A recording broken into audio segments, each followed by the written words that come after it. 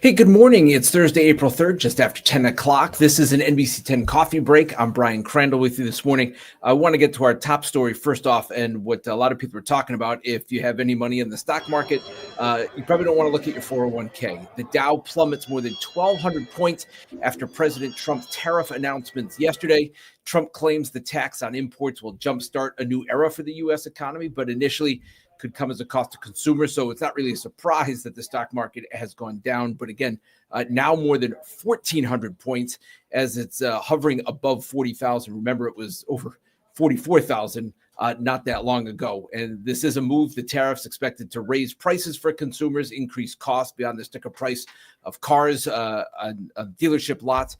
President Trump argues, of course, that the tariffs on foreign cars and parts will help boost American manufacturing as he hopes to bring companies back to the U.S. But some pain for investors right now, at least in the short term. All right, let's get a check now of our forecast with NBC 10 meteorologist A.J. Mastrangelo. He's with us from the weather office. A.J., a rainy start here on this Thursday morning.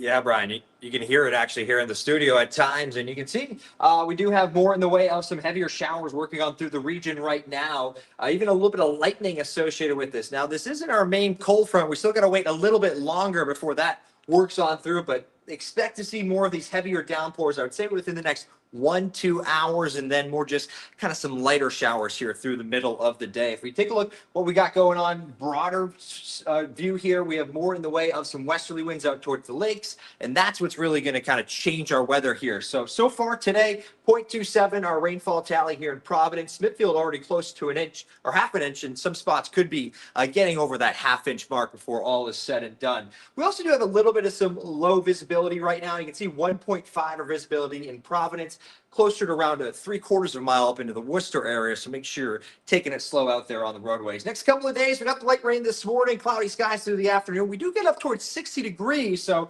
relatively above average. We're in the 60s tomorrow. We do welcome in a little bit more sunshine here to close out the week. Also, opening day tomorrow, 2:10 p.m., the Red Sox home opener up at Fenway. Temperatures 64, 63 degrees, increasing sunshine, sun and clouds, northwest winds 5-10 miles per hour. Now, we do have a little bit more rain once we get through that gorgeous Friday afternoon, Saturday, Sunday, as well as Monday. We're tracking those showers, so be sure to head to turner10.com or watch us on air as we nail down that forecast. Brian? Yeah, we'll be looking forward to that nicer afternoon tomorrow, especially some baseball up in Boston. All right, thanks, AJ. We'll be keeping an eye on that rain. All right, another story we're following, have been following for quite some time, the retrial of Karen Read. 7 jury members have now been seated for this second trial. More than 150 people have been summoned for today's jury selection process. Yesterday brought in 87 potential jurors, with 35 then returning from day one.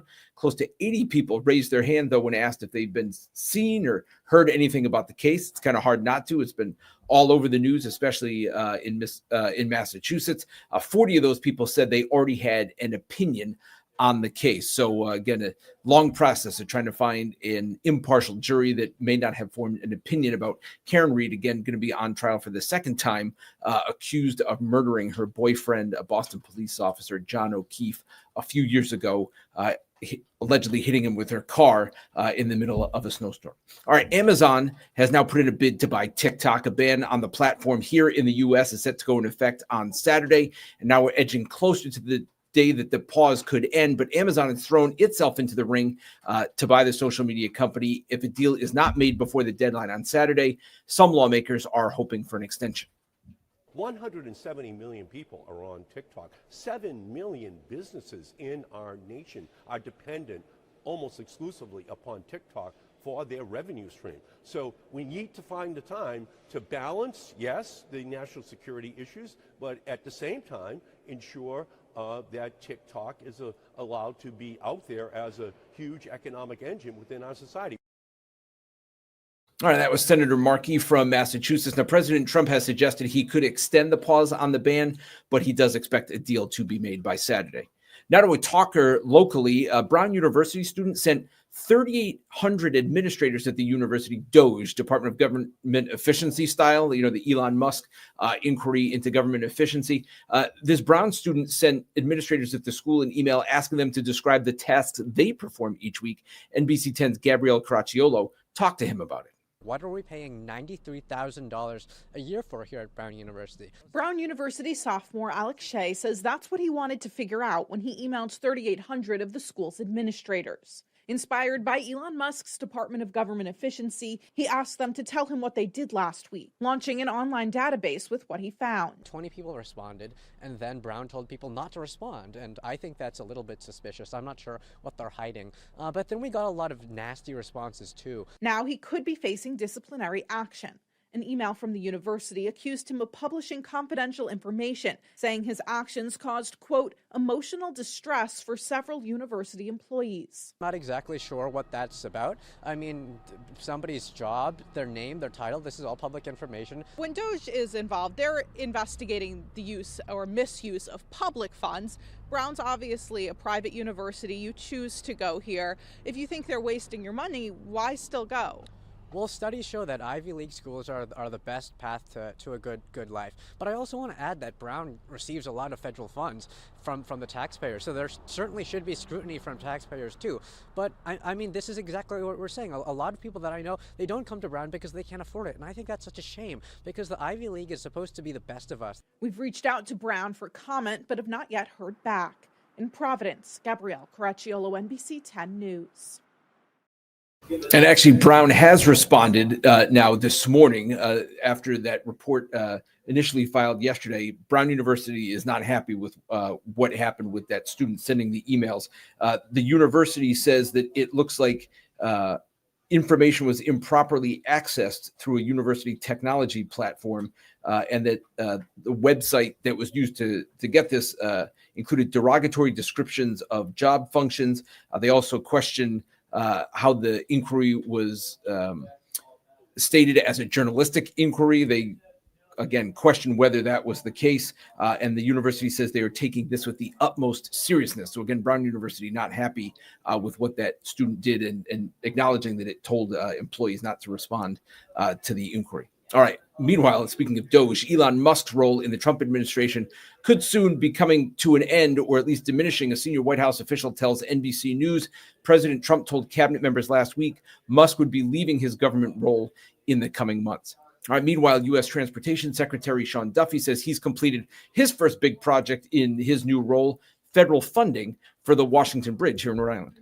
Per Senator Whitehouse's comments, I think that Senator Capito has talked probably more about your projects than her own projects in West Virginia, as evidence that you all work together in a bipartisan fashion. And I appreciate that because I think infrastructure is bipartisan. Last week, Governor Dan McKee announced that the state had secured $220 million in funding from the federal government to rebuild the westbound side of the Washington Bridge. And of course, the state suddenly closed back in December of 2023. Now, that $220 million had been awarded for the bridge reconstruction during the Biden administration, but it was kind of under question as to whether it would be released with federal funding freezes when Trump came into office. But again, the governor last week said they signed an official agreement with the U.S. Department of Transportation. And as you heard there, the U.S. Transportation Secretary talking about that as a good thing yesterday in Congress. All right. Before we leave you on this coffee break, we're going to take another check at the stock market, now down more than 1,500 points, closing in on dropping 4% in early morning trading here. As again, the Dow Jones is now 40,700 points when, again, not that long ago, it was 3,500, 4,000 points higher. So maybe you don't want to look today if you don't want to look at your 401k, at least for a little while. Again, this is in reaction to President Trump's tariff announcement yesterday afternoon, as he claims he seeks to level the playing field with imports coming into the United States and rebuild American manufacturing. All right. Thank you for joining us here on Coffee Break. News and weather updates are always available, of course, on turnto10.com. We'll be back on TV for NBC 10 News at noon. Have a great day.